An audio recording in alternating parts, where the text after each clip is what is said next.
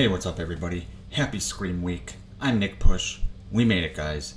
This week, Scream 6 finally comes out. We have had to wait, well, a little over a year, so it wasn't too bad. But our anticipation, or at least mine, has really been ramping up as of late. And I'm excited to talk one more theory for you guys before finally seeing the movie this week, Thursday. Do me a favor before I talk about this theory, and it's a pretty interesting one, actually. But do me a favor, tell me down in the comments, are you seeing Scream this week? Are you seeing it Thursday, Friday? Are you as pumped as I am? Because it's exciting stuff, and it's going to be so nice to finally start talking about what actually happened in the movie instead of what might happen in the movie. That being said, there are spoilers out there. I would advise you guys to be careful with reading comments. I've had shit spoiled for me already, unfortunately, by some assholes in the comments. That comes with the territory, but I'd hate for you guys to be reading comments on my videos and get something spoiled for you. So I'm going to do my best to delete them as I see them. It sucks for me, but like I said, that kind of comes with the territory. So let's talk Scream 6. Let's talk one final theory. This one involves everybody's favorite movie lover, Randy Meeks. If you like horror, hit that notification bell, smash that like button, and push that subscribe button now.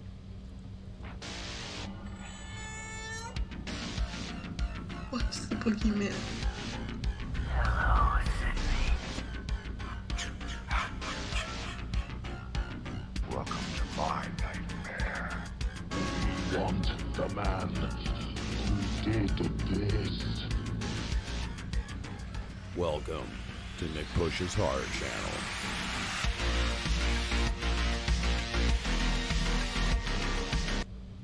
So I'm going to pull up this article, which is from CBR.com. It explains this Randy Meeks theory. And then I'm going to kind of give you guys my thoughts on it. And as always, down in the comments, tell me your thoughts on this theory. As I say all the time, guys, I say it because I mean it. I love to hear your guys' thoughts. It gets my creative juices flowing, and it's just interesting and it's fun to debate these things. So, without further ado, about a little bit down on the article, but I wanted to kind of jump right to it.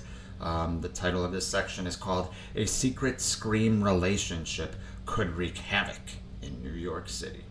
So, Randy Meeks was practically in love with his best friend and fellow Ghostface survivor, Sidney Prescott, but he was stuck in the friend zone. So one would understandably assume that he died without ever having a girlfriend or any special relations with a woman.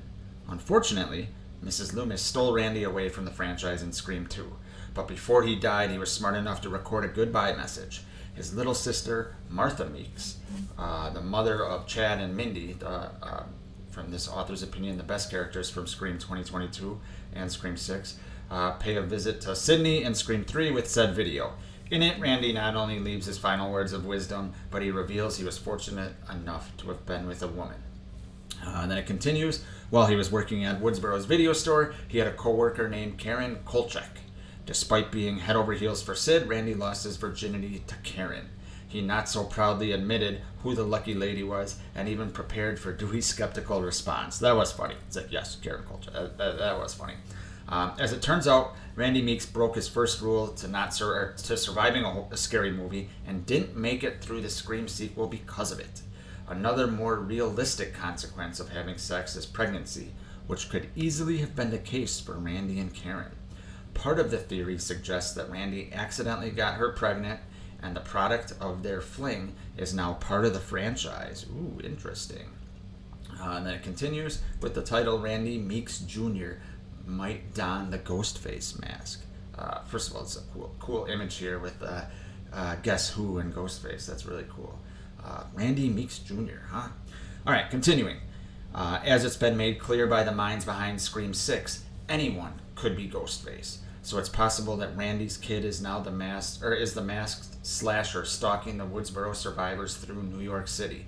They would certainly be of age, around 25 or 26, that's true, and would be in the prime of their physical health. Someone in their mid-20s would have pretty good agility, speed, strength, and other natural superhuman abilities displayed in the Scream 6 trailers. yes, a normal person would, but would Jamie Kennedy's kid? I don't know. They'd have a motive as well if they were seeking justice for their slain father. And then it continues, a couple more paragraphs here. Most Ghostface killers seeking justice view Sidney Prescott as their true villain of their story. While such victim blaming is wrong on so many levels, she unintentionally did Randy dirty. She, along with Gail and Dewey, were kind of responsible for Randy's death, though they didn't stab him directly. I mean, that's a stretch, but I guess all motives are a stretch. Gail and Dewey left Randy alone while he was speaking to Ghostface. Because he was left to his own devices, he started running his mouth and had no chance of surviving the consequences on his own. Sidney broke Randy's heart many times, and the target on her back made his death collateral damage. Final paragraph here, then we'll talk about it. I can't talk here, guys. As a family member seeking justice would hardly be new in the Scream franchise. Yeah, no kidding. Scream 2's Ghostface ringleader was avenging her son Billy Loomis, and almost every Ghostface since has been an estranged family member of the Woodsboro crew. Right? It's always someone you know, right?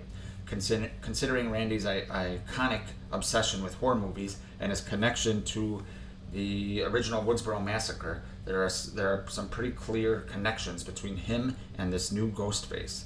The culprit being his child makes sense. Still, just about anything is possible in the Scream movies. That is true. Well, that's an interesting theory. I might shock you guys here. I kind of like it. And here's why I like it. Okay. So, obviously, look, we all love Randy, right? I think it was cool that they killed him off in Scream 2 to show that, everyone, anyone can go at any time. I think that was cool. It was the first ballsy thing they did in this franchise, and probably the first ballsy thing that they did up until Dewey's death in Scream 5. Sorry, spoiler alert. But I didn't mind them killing Randy, but no question he was a fan favorite. We are in this nostalgia phase, obviously, with all these other, horror sequels and legacy characters and shit like that. Randy's kid coming back as Ghostface would be pretty awesome. And like they said, the timeline makes sense.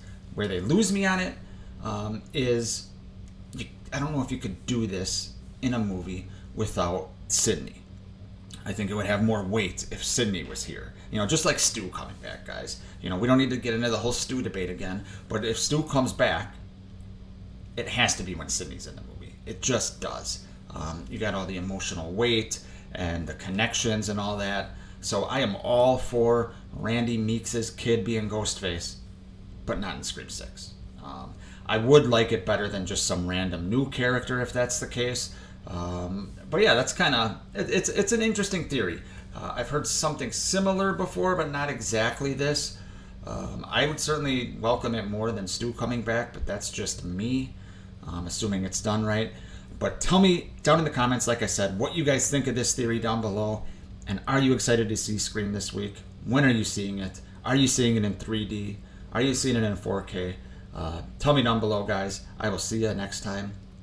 It's a Scream, baby.